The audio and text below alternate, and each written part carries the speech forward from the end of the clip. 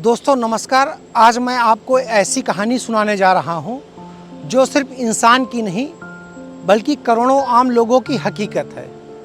ये कहानी है राम सेवक की, एक बाप की, एक पति की और एक इंसान की जिसके लिए इलाज सपना है और पढ़ाई एक बोझ है। तो आइए सुनते हैं वो कहानी जिसने आपकी आंखें खोल दी। सुबह का समय था। गांव का राम सेवक लाल अपनी छप्पर के नीचे बैठे हुए चाय की चुस्की ले रहा था। उसकी बीवी भीतर खांस रही थी, तेज रुक रुक कर, ऐसे जैसे मानो सीने में जहर अटका हो। राम सेवक ने चाय का आखिरी घूंट पिया और बुदबुदाया, चलो आज फिर सरकारी अस्पताल चलते हैं, हो सकता है इस बार डॉक्टर मिल जाए। जब वो अपनी पत्नी को सहारा देते हुए शहर के सरकारी अस्पताल पहुंचा तब दोपहर के 12 बज गए थे। लाइन लंबी थी, कुर्सियां टूटी थी, दवा देने वाला फार्मासिस्ट कहीं गायब था। डॉक्टर 2 ही थे, वो भी किसी मंत्री की सिफारिश वाले मरीज को देखने में व्यस्त थे। राम सेवक की पत्नी को आखिरकार स्ट्रक्चर तक नसीब नहीं हुआ। कई घंटों बाद नर्स आई, बोली टेस्ट करवा लो, फिर डॉक्टर देखेंगे। लेकिन टेस्ट की मशीनें बंद थी और जो खुली थी वो वहां गया। उसने बोला प्राइवेट लैब में करवा लाओ, वहीं की रिपोर्ट चलेगी। राम सेवक की जेब में कुल मिलाकर पैसे थे 150 रुपए। रिपोर्ट का टोटल खर्च था जो बताया गया था 1200 रुपए। उसी शाम को राम सेवक का 10 साल का बेटा अमन स्कूल से रोता हुआ घर वापस लौटा। पापा स्कूल वाले फीस जमा करने के लिए बोल रहे हैं, फीस नहीं जमा करोगे तो नाम काट देंगे।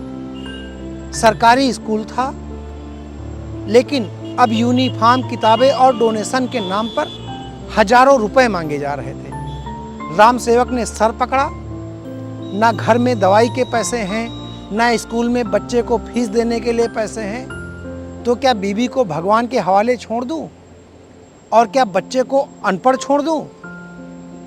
एक दिन राम सेवक ने तय कर लिया, अब वो चुप नहीं बैठेगा। दिल्ली जाएगा जहां सारे नेता बैठते हैं, जहां से सिस्टम चलता है।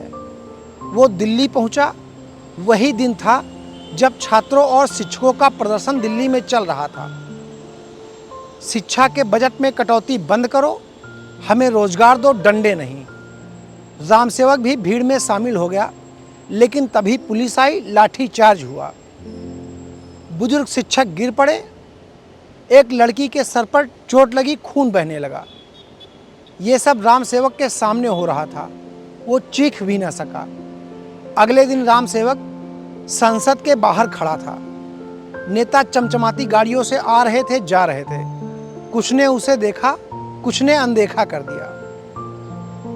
एक दिन राम सेवक संसद के बाहर खड़ा था। उसने एक मंत्री से सवाल पूछ लिया, साहब गरीब के इलाज और बच्चों की पढ़ाई के लिए कब कुछ करोगे? मंत्री ने मुस्कुराकर जवाब दिया, सरकार कोशिश कर रही। लेकिन राम सेवक को मुस्कान किसी तिरस्कार जैसी लगी। अब राम सेवक की आंखें खुल चुकी थी।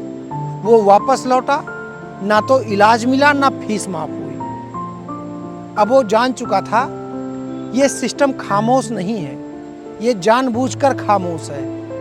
वो गांव वालों के पास जाकर लोगों को समझाने लगा, जब तक हम सवाल नहीं पूछेंगे ये जवाब नहीं देंगे। इलाज, शिक्षा और इज्जत ये हमारा हक है और हक मांगने से नहीं छीनने से मिलता है। देश तभी बदलेगा जब राम सेवक अकेला नहीं रहेगा, जब हर आदमी अपनी चुप्पी तोड़ेगा और बोलेगा, अब बहुत हुआ।